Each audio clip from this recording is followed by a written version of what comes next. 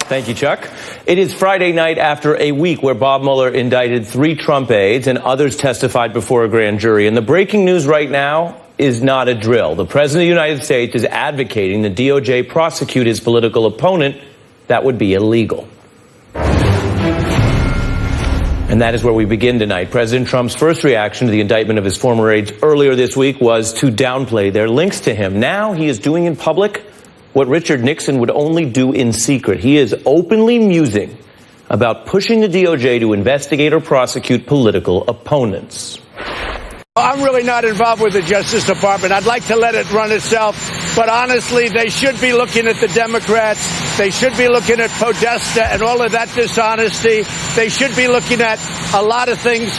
And a lot of people are disappointed in the Justice Department, including me.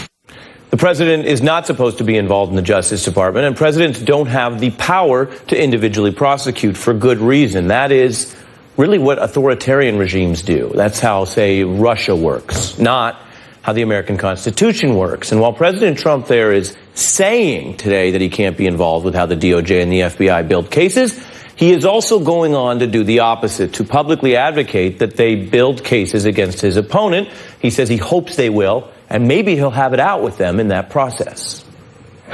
You know, the saddest thing is that because I'm the President of the United States, I am not supposed to be involved with the Justice Department. I'm not supposed to be involved with the FBI. I'm not supposed to be doing the kind of things that I would love to be doing.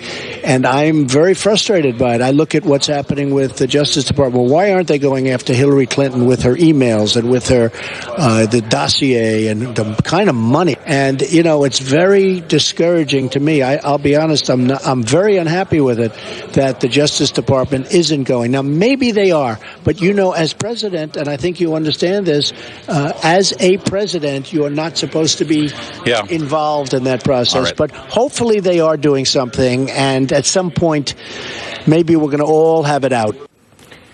This is not normal.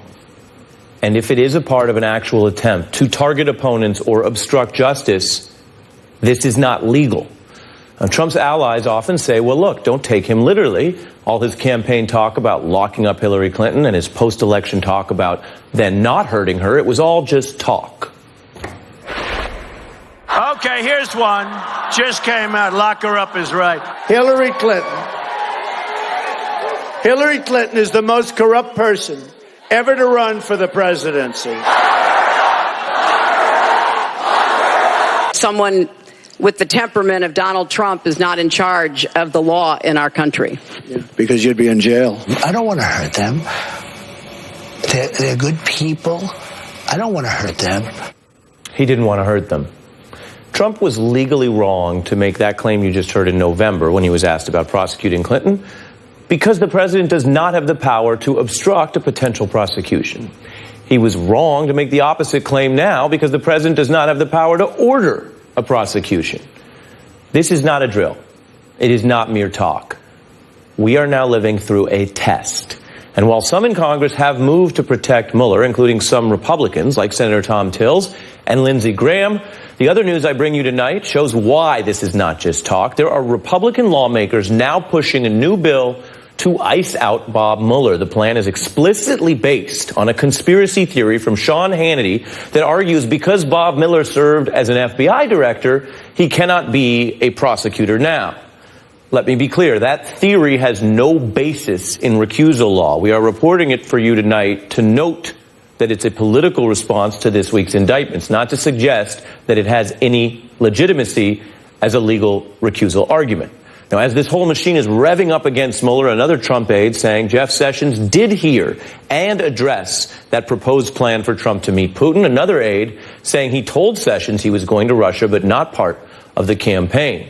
All of this comes as we are witnessing a president under investigation this week, resisting and braying against laws that have always been bigger than any one person. How the system responds, how Rod Rosenstein responds, how the Congress responds, will all have significant implications. With me now is Renato Mariotti, a former federal prosecutor and a candidate for Illinois Attorney General.